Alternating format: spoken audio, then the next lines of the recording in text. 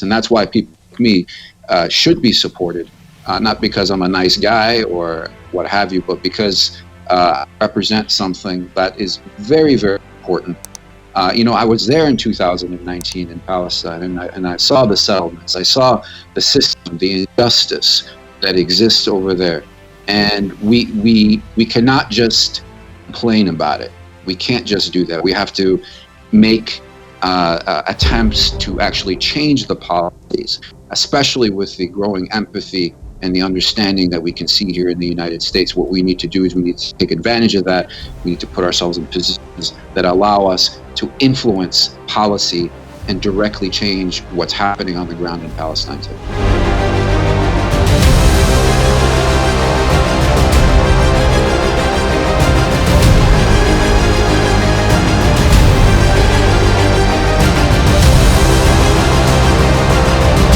Palestinian community in the United States is playing a significant role in the different aspects of the American life and the American society, including social, economic, and political.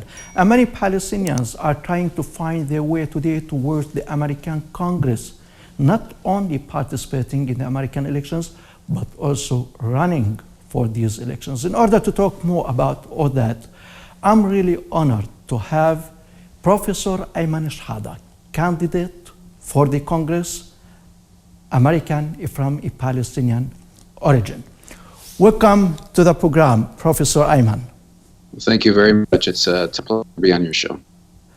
Really, if you give us just a brief about your background, where you're coming from in Palestine, how you made it to the United States, you studied there, you're working there, and at the same time you're running for the Congress elections. Yes. Sure. So I was actually born and raised in the United States in Chicago, Illinois. I've lived here most of my life. We briefly lived in Palestine as well as Jordan during my childhood, but for the most part I was born here. My father came to the United States from South America, and from South America originally from Palestine. We're from Aqraba, which is a village, yes sir, just south of Nablus there. So, he was one of the earlier Palestinians to leave. He went to South America, went up to the United States, and he worked very hard, raised a family and so forth, raised some kids, lived in Chicago most of my life. I started to teach on the college level about 20 years ago.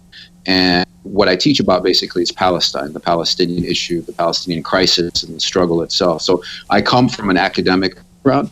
I also come from an activist background. I've been active on the Palestinian issue. It's very dear to my heart. The issue of Palestine and the struggle for Palestinian freedom, dignity, justice.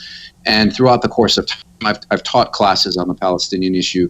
And as you know, talking about Palestine in the United States and in other places around the world, but specifically the United States, is actually pretty difficult.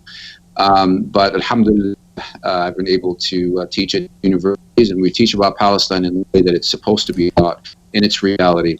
Yes. In terms of yeah, Professor. I mean, we are going to talk about that and the Palestinian cause status in the United States and all that.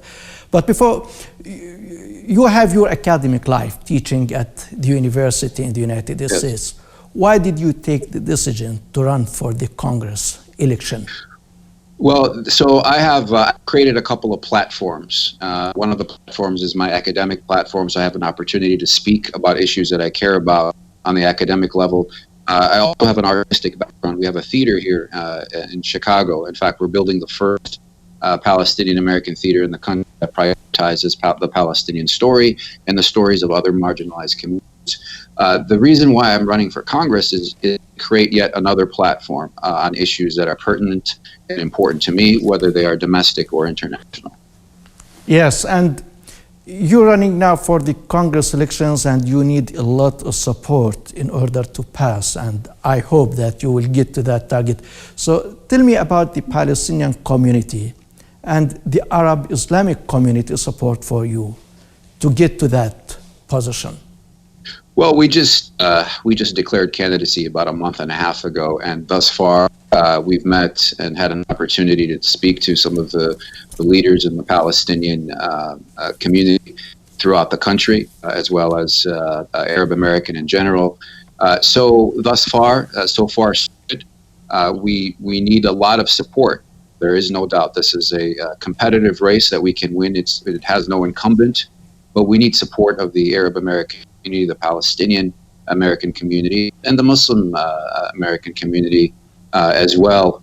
And if we do get it, I'm very confident that I can be the first Palestinian American from the state of Illinois to win the Democratic primary. Yes, Professor Iymen, you started talking about how the Palestinian cause status in the United States, and when we talk about the Palestinian cause there, if we compare the situation today to 20 years ago when you started your work, how do you see the difference between the past and the present vis-a-vis the Palestinian cause, and how it is seen and viewed by the American public? Historically, as you know, the issue of Palestine has been very difficult to discuss in the United States, and it is, in some cases, very difficult. However, you have a growing progressive community that is led by Palestinians in many cases, but not necessarily Palestinians, who understand that the situation in Palestine is untenable, that they suffer egregious human rights violations, and that this needs to change, and that there is a correlation between other progressive causes in the United States, whether it's the struggle of African American community, whether it's a struggle of other marginalized groups, and that of the Palestinian struggle and the Palestinian cause. These issues are becoming interlinked. We're still at the early stages, but if you remember last year with the bombing of Gaza, I saw something personally that I've never seen before, as far as the community, the U.S. in general, and really empathizing and sympathizing with the Palestinians, and really beginning to understand what this issue is all about. Reality. Now, we have a long way to go, and what we need at this point is we need people not only on the academic level, not only on the cultural level, but on the political level.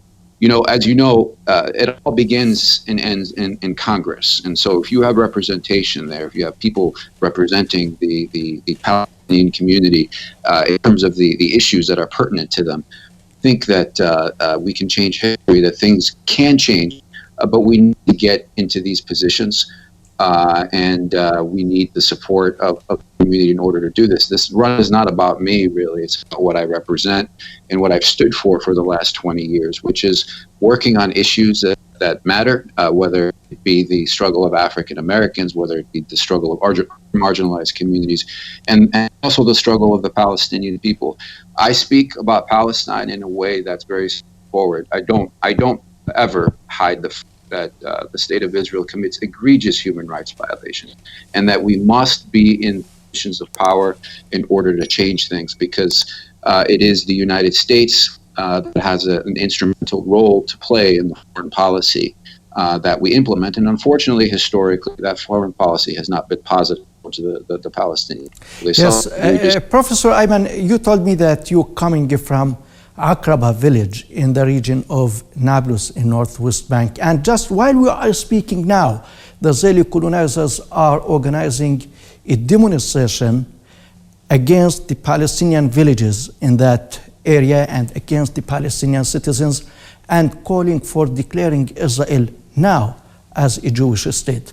So a lot of violations of the human rights of the Palestinian citizens everywhere in Palestine.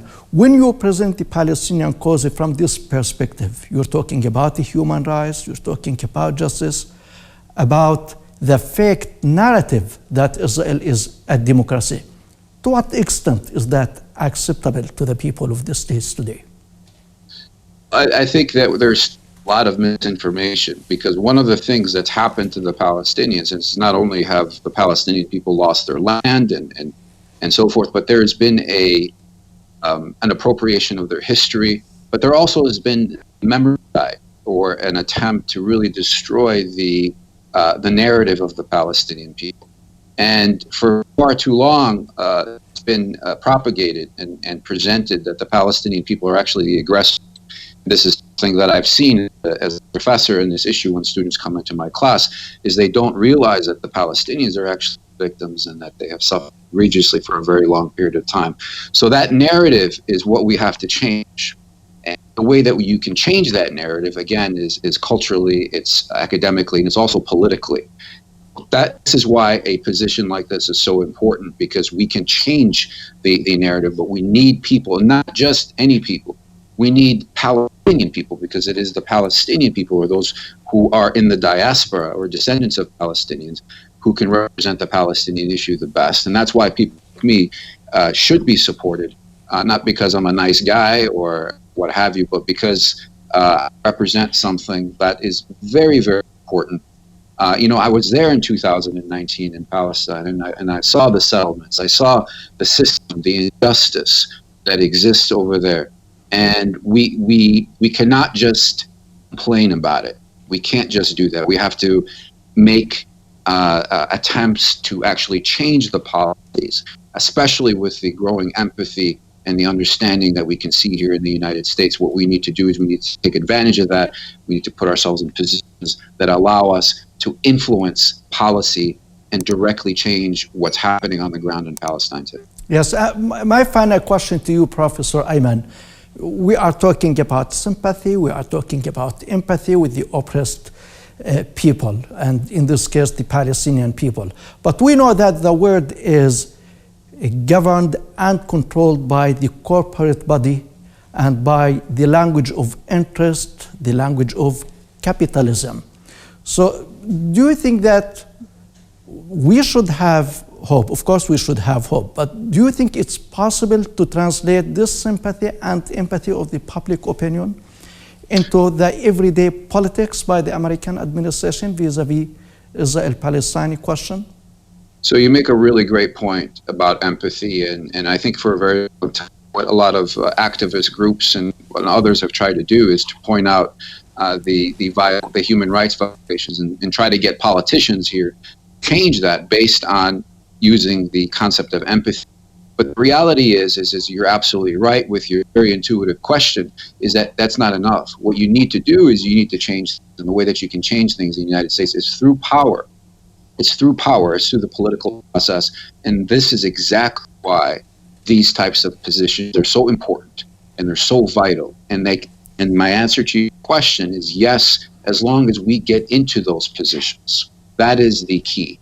Can we? Absolutely. We just need to organize, we need to support each other, and we need to look for the larger picture, which, as you said, is to change the status quo for the better for the Palestinian people on the ground, to actually implement change that the people over there can see.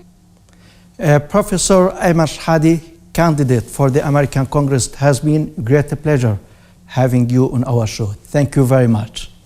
Thank you very much. And ladies and gentlemen, thank you very much for watching, and from you, Usama Nazal. Have a nice time.